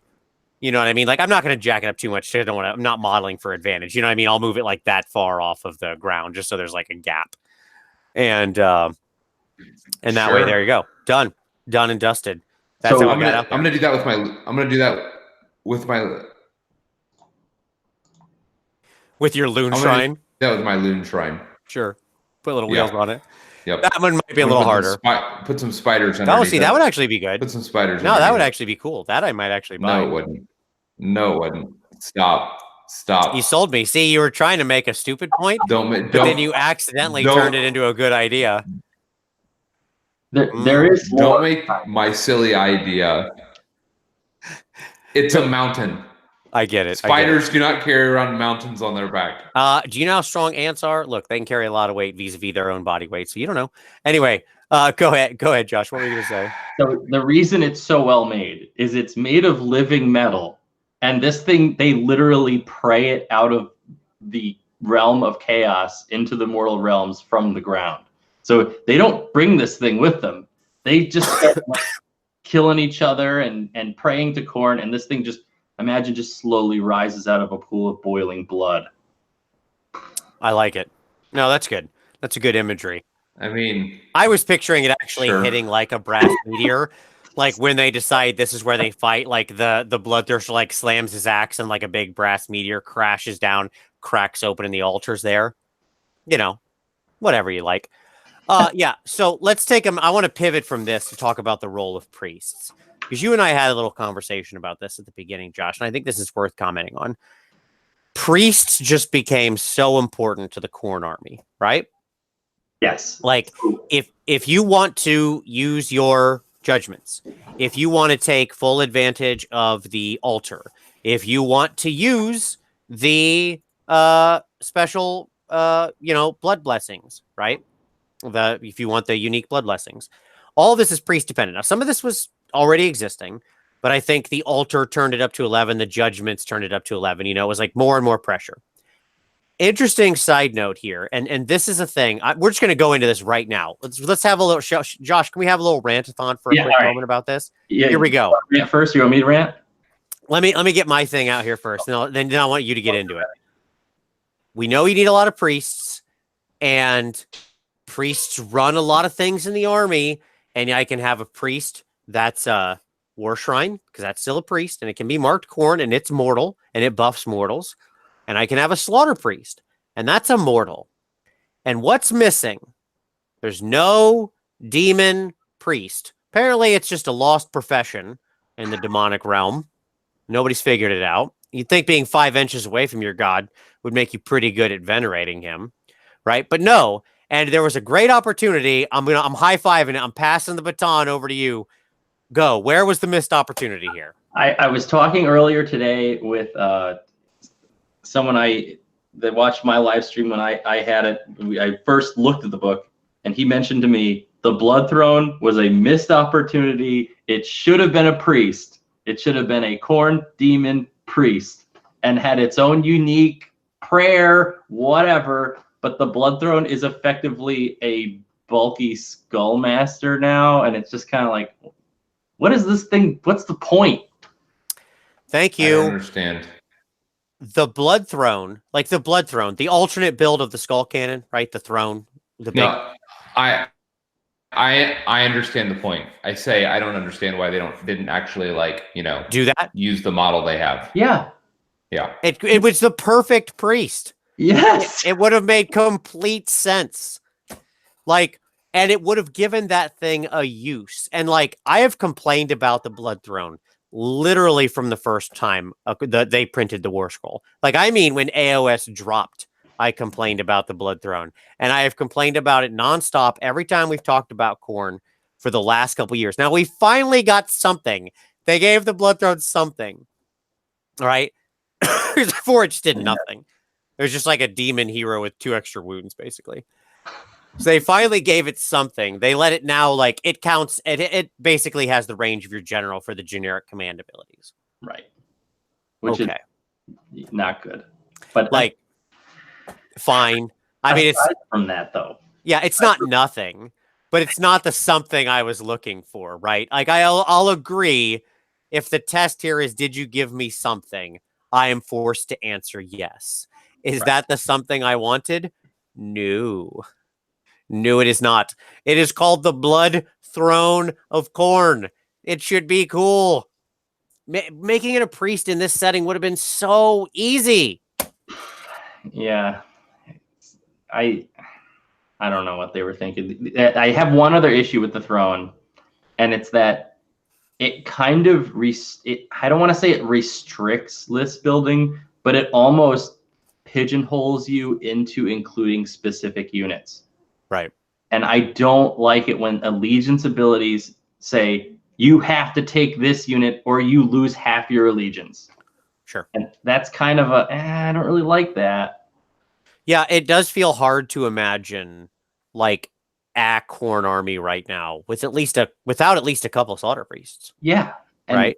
I thought that's what they were trying to escape, at least in the Jarvis article I read, where he was like, we're trying to get rid of those auto-include units. And I was like, well, basically, you created an army where you have to have a slaughter priest or you lose half your stuff. Right. What I'll say is there's certainly a strong incentive, right? Oh, yeah. I mean, like if you want to be able to use judgments, if you want to be able to take full advantage of the altar, if you want to use this whole other table of blood rights, you better have a priest. And there's only really 2 viable units to do that. And really the slaughter priest is a much better version than the shrine of this. The shrine's not terrible, obviously. But like again, it just feels like a missed op. It also means that like a pure demon army, if you really are on about that, like either you bring in 2 weedy mortals who are following around your demons, or you're not running a pure demon army, right? Because again, no demon priests. Or you don't bring a slaughter priest, and now you just have this piece of scenery that hurts wizards a little bit, right? If they come to it, it's kind of a bummer. So, but this shrine is awesome, and slaughter priests are awesome. I just wish the demons got a thing. Yep. Yeah, we're not lamenting any of the actual build because actually all the prayers are really good. Do you want to pivot real quick and talk about how they changed the prayers? Because it's not that different, but there's some minor nuance here. Sure. So prayers. Let me look at the blood blessings. So the difference is now only 1 attempt per prayer per turn. So instead of saying these don't stack, they're just like spells. You can't cast more than one of the same one. Cast. Pray for more than one of the same one. So even I'm getting tripped up now. And then, you only suffer 1 mortal wound now on a roll of 1, which is nice. So that means you can't kill your priests by doing all 3 things ever. Bronze Flesh, Killing Frenzy, Resanguination, all do the same things. +1 to save, hit, and heal D3 wounds. But they're all now wholly within 16, which is actually quite restrictive. Right. Because you kind of want to run outside that bubble and keep your priests a little safer in the back. Except at turn 3, where you just want to get blood type points by sacrificing everyone. And then there's Blood Sacrifice, 1 blood type point. But this one, rather than 16 inches, it's wholly within 8, which is a lot more restrictive. You would not believe how much more restrictive wholly within 8 is. Oh, yeah, sure. Spellbane Hex. This is kind of the useless one because every single thing in our army already unbinds stuff. Remove an endless spell within 16 inches. Who cares? Well, I will say it is kind of an easier shot at some endless spells, depending on the number you needed to roll to dispel it, right? True. Like, because this one gives you a 50-50 shot, literally a 50-50 shot of capping off an endless spell. Yeah. Whereas things like the Rat Trap, which is a nightmare for some versions of the Khorne army, right? If you have no bonuses to dispel, hard rolling a 9 is, you have less than a 50% chance at it. I'll say that. But you're taking that ability over Bronze Flesh, Killing Frenzy, or Blood type point. Like, no, you're not. Huge. You can't. There's no reason to take that. You're not. I'm just saying if you did, that would be the benefit, right? But you're right. You're not. Yeah. And so then obviously you've got the War Shrine. The War Shrine can use them all as well. That's a huge boon. And that's the extent. The real big changes are they only do 1 damage to you now, and you can only cast 1 of each type. Oh, and then the one I forgot to mention was Brazen Fury. Or no, it's Blood Sacrifice and Resanguination. Maybe I mentioned all of them. You did. You mentioned all of them. Yeah. Oh, Brazen Fury is the one I didn't mention. That's the new one. You're right. I'm sorry. Yeah. 16. They don't suffer battle shock. Yeah. I think it's kind of a waste. You want your guys to die most of the time. In this new army, you're taking more minimum sized units and less big swaths of Death Star units.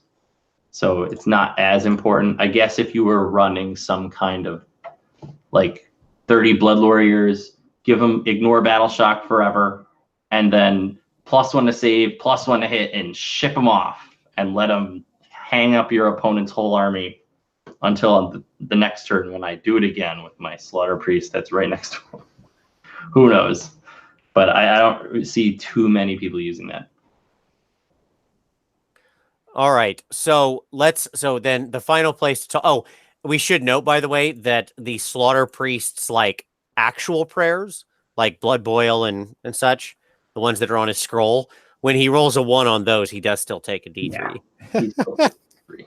So apparently Khorne is more angry at him for using his own prayers than for using the special ones he's granted. Which is a very funny difference to me. All right, let's talk judgments. So right. walk us through the judgments. All of them are awesome. I was actually super concerned when I saw them. I thought they were just going to be like, these are okay. But after playing in the tournament I played in, they're amazing. They're just crazy good.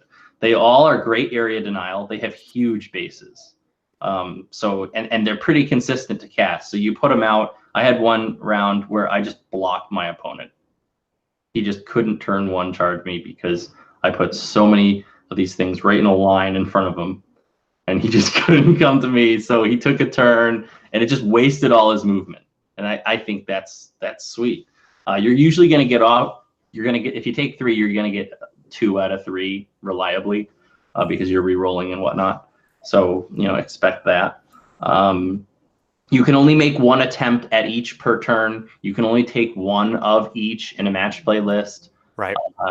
They can't be dispelled, but they go away pretty easily. At the end of the combat round, you roll for each one before the next round starts.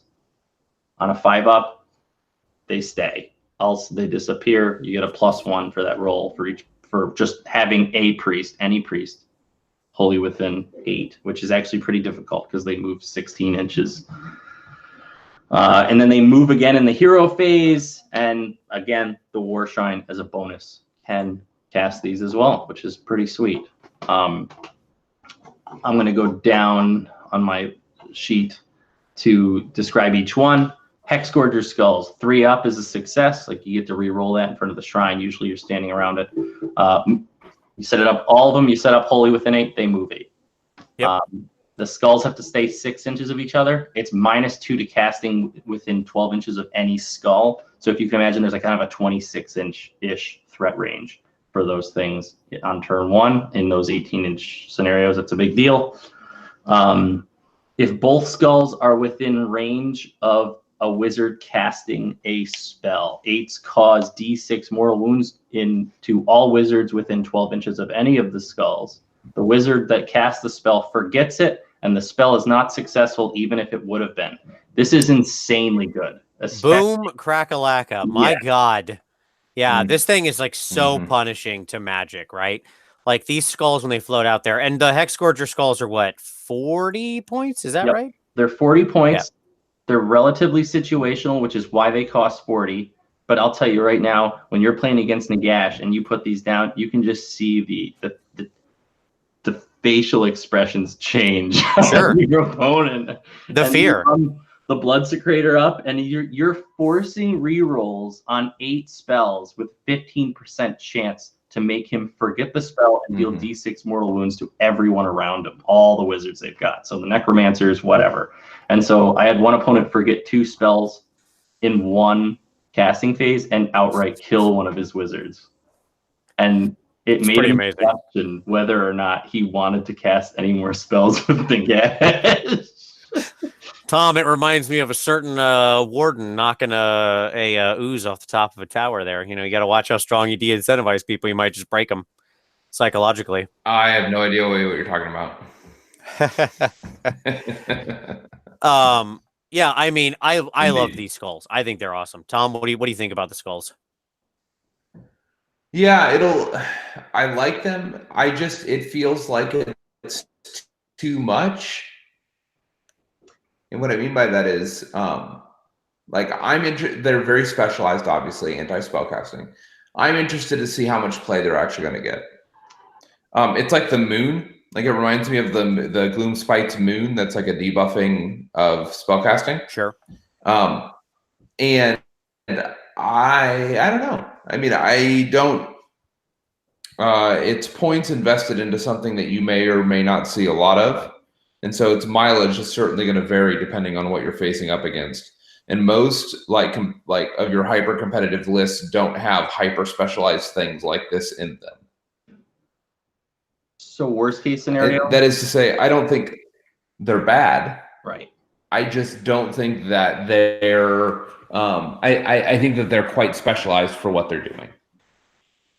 Yeah, that's That's what I fair, would but say. they're so utterly good at that one specialization, right? Like, I'm not sure the moon is this punishing, right?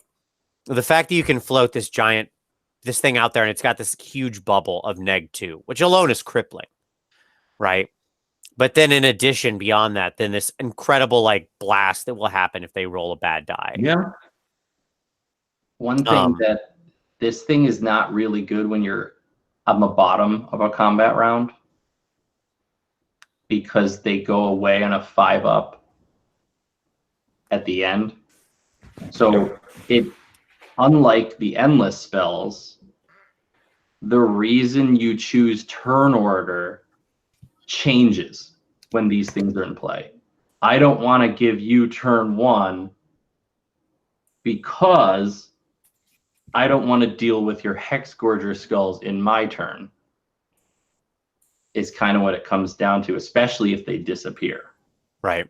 And so it creates like these weird scenarios with turn order, even if your opponent, like even if they stay on the board, your opponent will often Yeah, so I mean, they only make it into the enemy turn on a 5-up, right? Yes. Well, no, they hold on. So like, yeah, at the end of each battle round, right, you roll a die for each judgment of Khorne on the battlefield that you set up. And you had one to the roll, blah, blah, blah. So the key being is like, if you're on the bottom of the turn and you summon it, right, they could go away very quickly, right? Because the battle round's you get what I'm saying, right? Mm-hmm. Yeah, so if you're at the top of the turn, they're going to have better longevity than if you're at the bottom of the turn. And so half of the time, approximately, you have a 33% chance that it just never makes it to the enemy turn. Right. Yeah, that's right. Like that just seems, to me, given the hyper specialized nature and now the gambling nature, the variable nature of what if it's ever going to actually affect the opponent, like it just seems like a reach for me for a buy. I don't know. That's just me.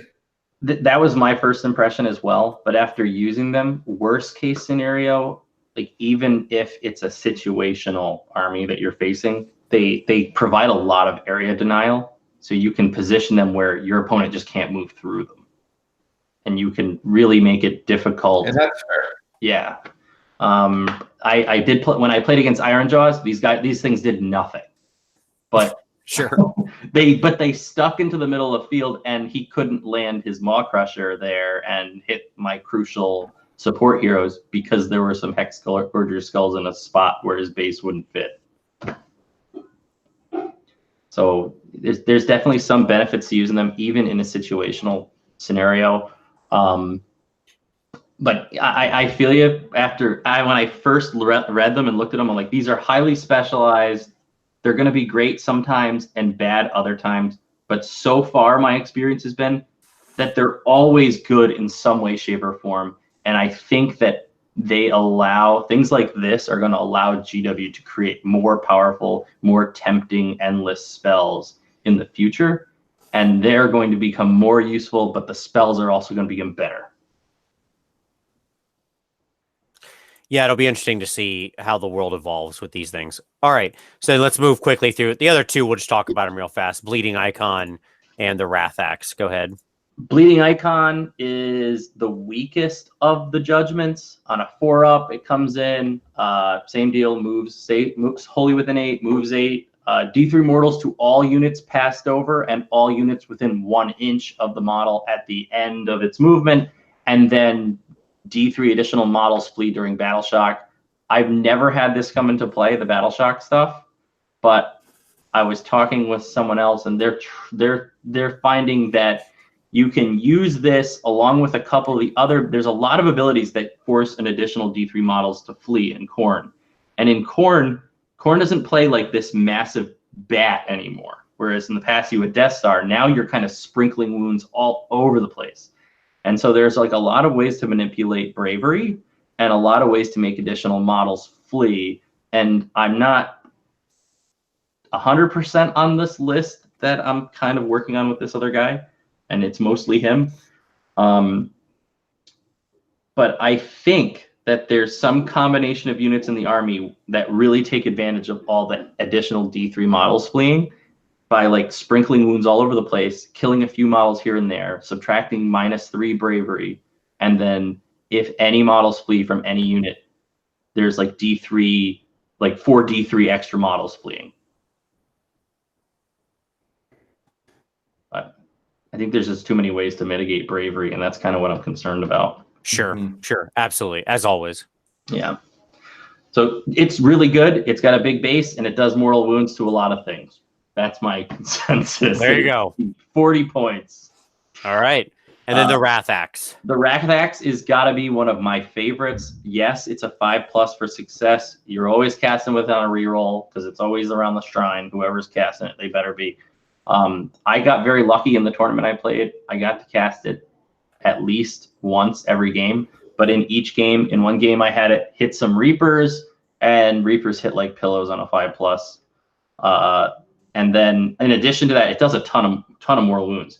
It does D3 mortal wounds to everything it passes over. And when you're done moving, you pick one unit, well, 2+. It does this all on a 2+. But you pick one unit, it does D6 mortal wounds to that unit. And it's -1 to hit rolls for all non-Khorne units within 3 inches. So if you're playing another Khorne army, it just doesn't affect them. Right. And same with the bleeding icon. It doesn't affect Khorne units. Right. So well, and obviously the skulls aren't going to do much against an enemy Khorne army in most cases either. So yeah. So then they're all area denial and maybe some sprinkling of little wounds. Right.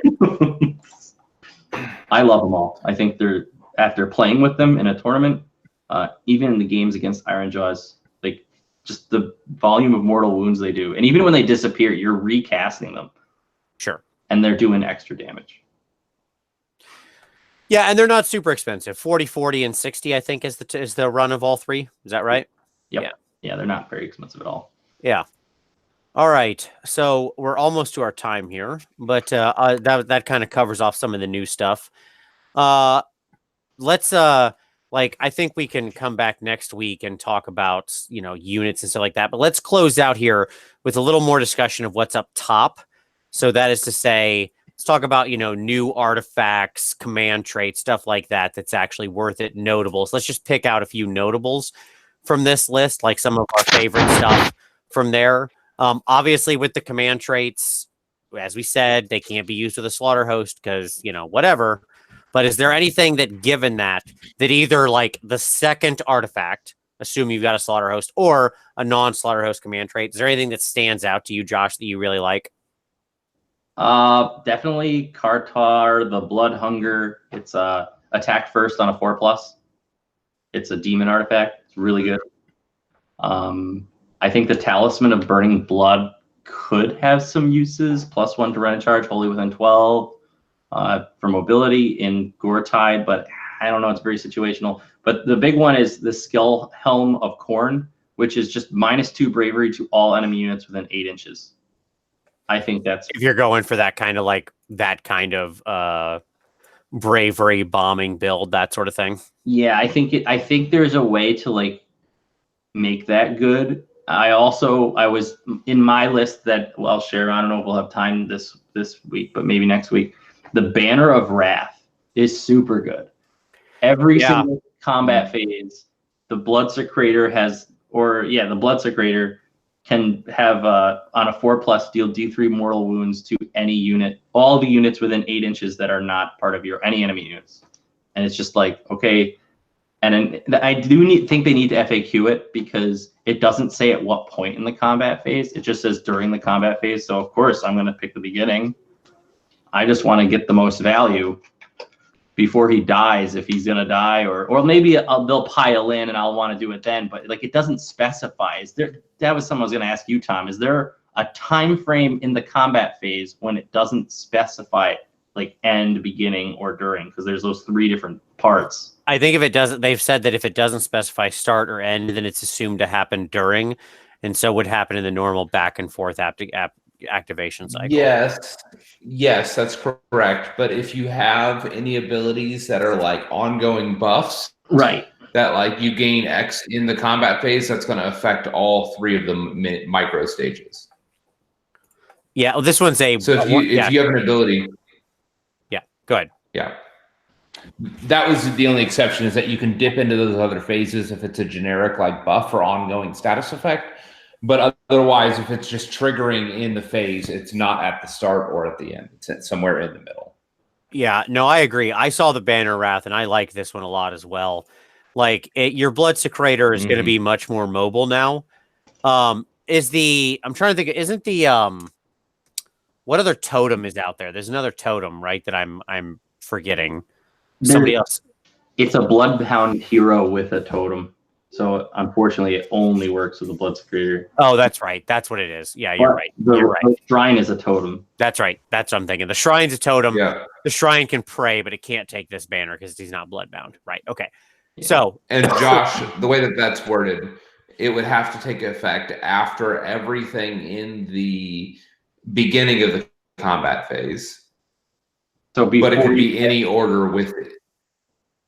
No, like you could choose it. You could trigger it after you've picked combat if you wanted to. It would just have to be in the combat phase.